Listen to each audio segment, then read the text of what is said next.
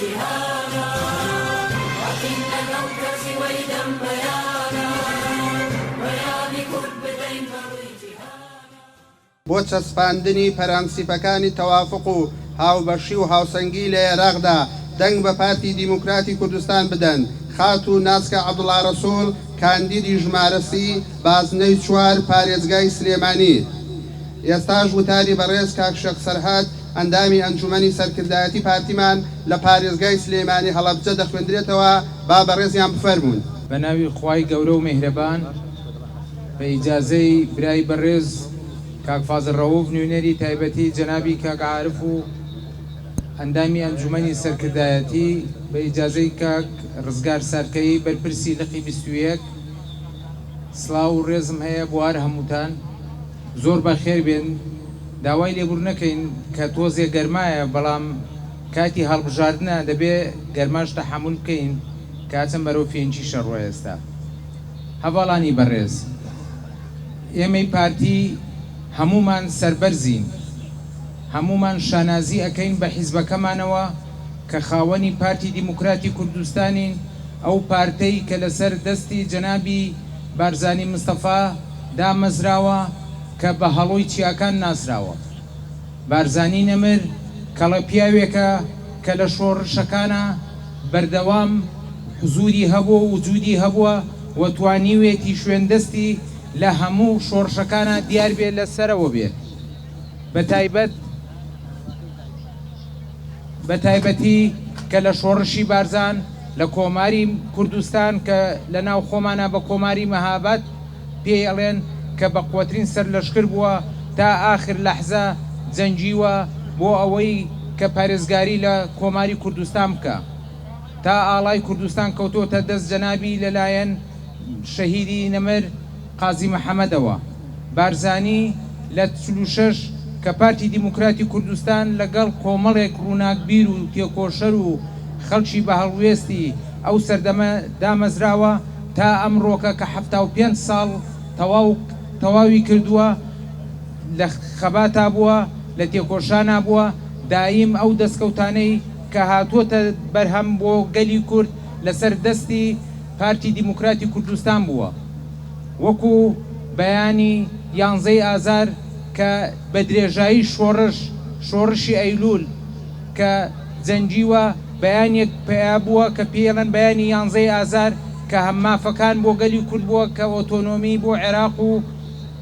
حکمی زاتی بۆ کوردستان بوو. ئەو کاتە کە شتێک دەستکەوتێکی زۆر گەورە بوو. ئێستاش ئەو دەستکەوتە ئەتوانم بڵێم شانازی پێوە ئەکرێ کە بە تەواوەتی بەرجەستە نەبووە لەلایەن ڕژێمی بەغداوە. ئاشبوونەوەی گشتی کە لە ساڵانی هەشتا کە کرا لەسەر دەستی پارتی دیموکراتی کوردستان و ئەندازیارەکەی کاگیدریسی هەمیشە لە یاد بوو. شۆڕش و ڕاپەڕین کە دەستی پێکرد ئەندازیارەکەی کە جەنابی کاک مەسعود بوو و ئەو ئیشرافیە کرد تاوەکو هاتینەوە بۆ ناو کوردستان. و دوای ئەوەش کە بڕیاردرا پەرلەمان هەڵبژاردی بۆ بکرێ لە سەرتاسەری کوردستانە کە ئەزانین زۆربەمان لەو کاتە دەنگدەر بووین و کادر بووین و پێشمەرگە بووین. پارتی کە لە 151 زیاتری دەنگەکانی بەدەستێنا بەڵام بۆ ئازادی و بۆ مانەوەی کورد و بۆ ئاشتەوایی تەنازولی کرد لە مافەکانی خۆی. هەندێکی دەنگ تەنازول کرد بۆ ئەوەی کە ئاشتی ماڵی کورد بەرقەرار بێ و پەرلەمانەکە بچەسپێ. ئەوە بوو پەرلەمان تا ئەمڕۆکە کە بەردەوامی هەیە و ڕۆژ بە ڕۆژ هەڵبژاردننی لەسەرەکرێ لەسەر دەستی پارتی دیموکراتی کوردستان بوو و بە شانازیەوە. ئێوەی بەڕێز کە خاوەنی سەرۆکێکی وەک کاک مەسعود بن کاریزمایەکی وە ئەبێ شانازی پێوە بکەن. هیچ دڵ لە دڵ نەدەن و لەوە سڵ نەکەنەوە کە دەنگەکانمان کەمە بێ. ئێمە ساحەبی دەنجی زیادەی کوردستانین.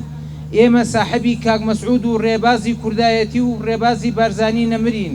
ئێمە ساحەبی هەزارەها شەهیدین کە لە پێناوی کورد و کوردستانە خۆیان بەخت کردووە بۆ ئەوەی کورد بگا بە ئامانج. ئەو ڕیفراندۆمەی کە جەنابی سەرۆکیش کە کردی لە نەتیجەی هەوڵ و ماندووبوونی شۆڕشەکانی کورد بوو. ئێستاکە جێگای شانازیە بۆ هەموو تاچێکی پارتی کە پێی ئەڵێن ڕیفراندۆم چی هەواڵانی لیژنەی ناوچەی مەرگە و لیژنەی ناوچەی پیرەمەگرون ئێستا گەیشتن بە خێراتنیان دەکەین سوپاس و ئامادەبوونتان. هەواڵانی خۆشەویست، دەنگ دەرانی بەڕێز، دەنگ بدەن بە کاندیدی ژمارەسی لە بازنەی 4 پارێزگای سلەیمانی بە هێز دەبین و دەست لە مافەکانی سربەخۆیی کوردستان هەڵناگرین.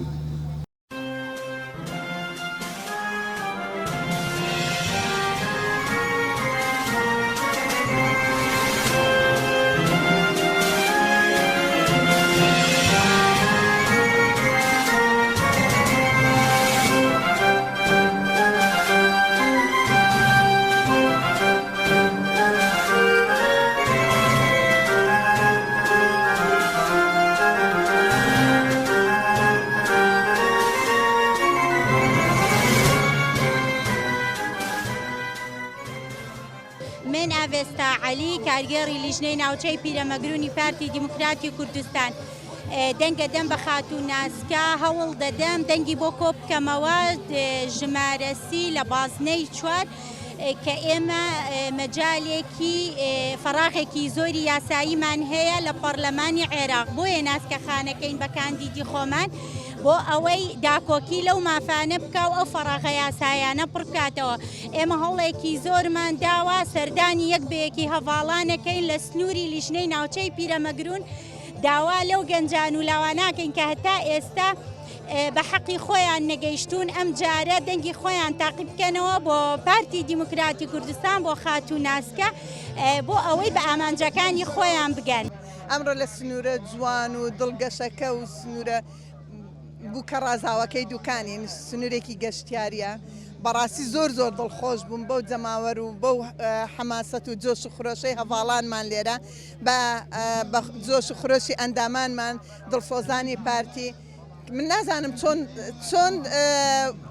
ئەو هەڵوێست خۆش نازانم حەماسەتێکی زۆر خۆشم هەیە چۆن چاکەی ئەو خەڵکە بدەمەوە نازانم چۆن ئەمن بەو خەڵکە بڵێم دەستان خۆش بێ دەستان ماچ دەکەم ڕۆژی دەنگدان هیممەتە ئەو ڕۆژی ئاهەنگی سەرکەوتنی پارتیە ئەو ڕۆژە هەر هەمومان داوا لە برا پێشمەرگەکان دەکەم لە جیاتی ئەوەی لولەی تفەنگەکانمان بەرامبەر بە دوژمن ڕادەگر ئەو ڕۆژە دەنگ بدەین بە دەنگێک فیشەکێک بوو بەرامبەر بە دوژمن تەقانمان بە دەنگێکمان دەتوانین سەرکەوتنی گەورە بەدەستبێنین داوا لە دایکان دەکەم لە بنەماڵی سەربەرزی شەهیدان دەکەم لە قوتابیان لە لاوان لە ئافرەتان لە هەر هەموو چین و توێژەکان لە مامۆستایان لە کاسبکاران لە ڕێکخراوەکانی کۆمەڵگەی مەدەنی لە ڕێکخراوە پیشەیی و جەماوەریەکان داوایان لێ دەکەم لە ڕۆژی دەیدە بڕۆنە سەر سندوقەکانی دەنگدان و ژمارەسی ناسکە عەبدوڵڵا ڕەسووڵیان لەبیر نەچێ بۆ ئەوەی دەنگ بدەن کە دەنگ بە پارتی بدەن ئەوە هەتا پارتی لە هەر شوێنێک بەهێز بێ ئارامی ئاشتی ئاوەدانی ڕووی لەوەیە ئێمە داوایان لێ دەکەین کە دەنگمان پێ بدەن سوپاسیان دەکەین ماندوو نەبن هەڤاڵان دەرگ بە دەرگ ماڵ بە ماڵ بگەڕێن پێمان شەرم نییە کە داوای دەنگیان لێ بکەین چونکە ئێمە 75 ساڵ خەباتمان هەیە خەباتێکی پرشکۆمان هەیە دوێنێمان هەیە ئێستامان هەیە ئیشاڵا ئایندەش هەر بۆ ئێمە دەبێ ئێمە حەز دەکەین هەموو خەڵکی کوردستان دەنگ بە کاندیدانی پارتی بدەن بۆ ئەوەی کە پارتی بەهێز بێ کوردستان بەهێز دەبێت کە پارتی بەهێز بێ سەرکەوتنی گەورە بەدەست دێ کە پارتی بەهێز بێ ئەندام پەرلەمانەکانی پارتی لە هیچ شوێنێک لە هیچ جێگایەک خۆیان نافرۆشن دەنگی خۆیان نافرۆشن بۆیە داوایان لێ دەکەین دەنگ بدەن بەوانەی کە ئەبرامزیان شکان دەنگ بدەن بەوانەی کە لە جیاتی ئەوەی خاک بفرۆشن خاکیان پاراز لە پردێ و سحێلە و تلسخۆف و شوێنانە بەرامبەر بە دوژمن وەستانەوە بۆیە داواتان لێ دەکەین بۆ ئەوەی پارێزراو بن بۆ ئەوەی ئامانەتتان هەبێ بۆ ئەوەی دڵسۆزی وڵاتەکەمان و سەربەرزی وڵاتەکەمان پارێزن دەنگ بدەن بە کاندیدانی پارتی دیموکراتی کوردستان ناسکە عەبدوڵڵا ژمارەسی لە بیرتان نەچێ ژمارەکەم زۆر جوانە ئەمڕۆ بە خۆشحاڵیەوە کەرنەڤاڵی لیژنەی ناوچەی دوکانمان کە ئەو کەرنەڤاڵ ڕێکراوە بۆ سنووری لیژنەی ناوچەمان کە بازنەی 4 کاندیدی ژمارە 30 ناسکە عەبدوڵڵا خان بەڕاستی داوا لە هەموو ئەندامان و لە ئەنگرانی پارتیمان دەکەین لە سنووری ئیدارەی ڕاپەڕین و قەزای دوکان و ناحەی پیرەمەورون کە دەنگ بدەن بەو کاندیدا بۆ سەرکەوتنی کاندیدەکەی سەرۆک بەرزانی کە ناسەخانە من بێ ڕاستڵاو ڕێز بۆ جەنابی سەرۆک بەرزانێ و بنەماڵەی بەرزی شەیدان وەزە بەڕێستان بەرزان یەکەم بەرزانی لابەری جەبر و زوڵم جێگات کردووە لە ماڵی یەسقان و جەرگ و دڵم. بەڵێ دەنگ دەدەین بە پارتی دیموکراتی کوردستان بە خاتون ئاسکە لە بەروەی دەزانین کە داکۆکی لە مافەکانی ئافرەت دەکات. زۆر سوپاس.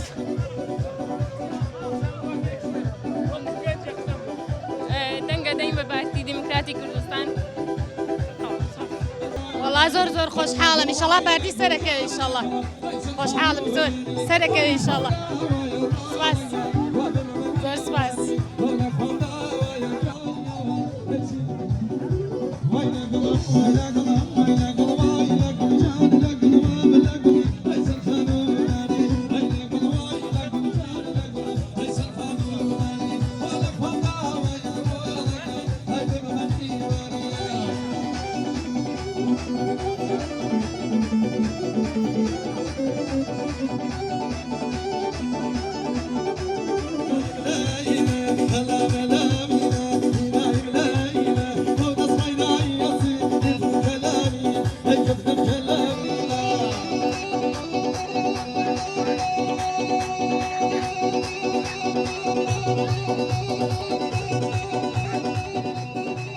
بەڕێز کاک مەسعود بەرزانی سەرۆکی کوردە کە چێە دیفاع لە کوردەکە هەر بەڕێز مەسعود بەرزانیە بەچی دیارە ئەوە بۆ 75 ساڵی دەڕوا شۆڕشی شێخ سەعیدی پیران قازی محەممەدی شێخ محمودی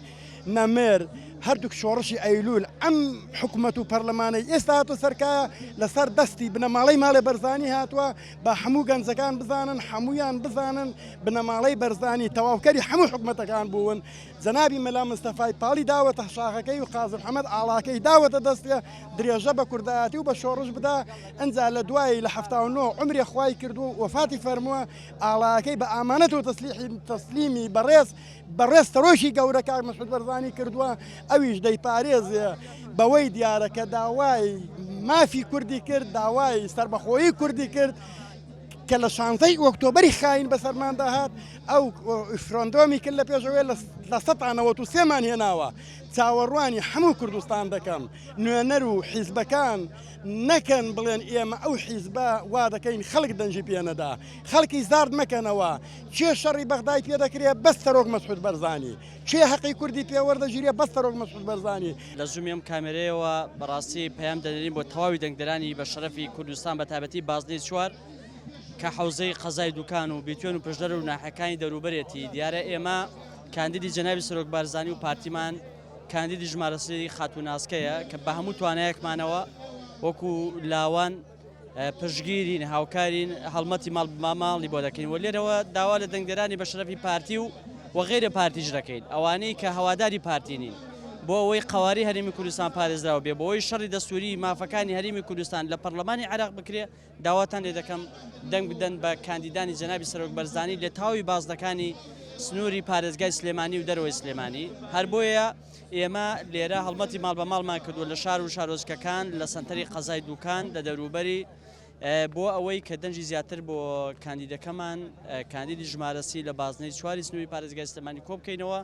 بۆی نوێنەری ڕاستەقینەی پارتیەکان بێ و داکۆچی کاری مافەکانمان بێ لە پەرلەمانی عراق و نوێنەرایەتی خەڵکی بەژمێنێتی ئەم سنوورە بکا و سوپاس بۆ ئامادەبوونی ئێوەش.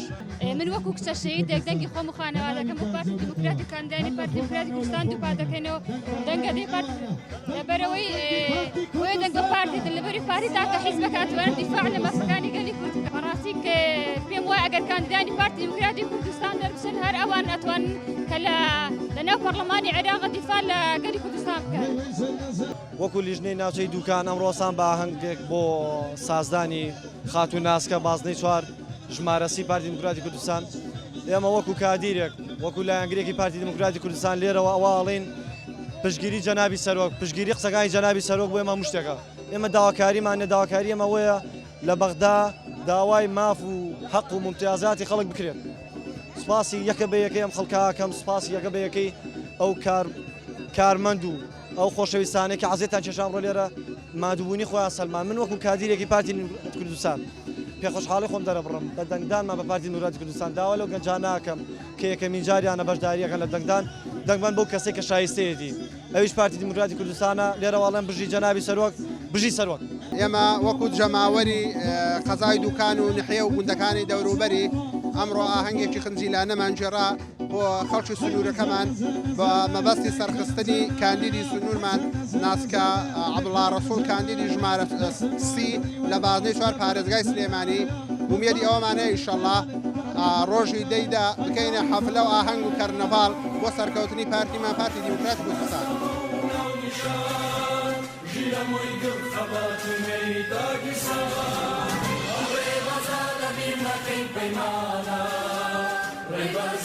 Kurdistan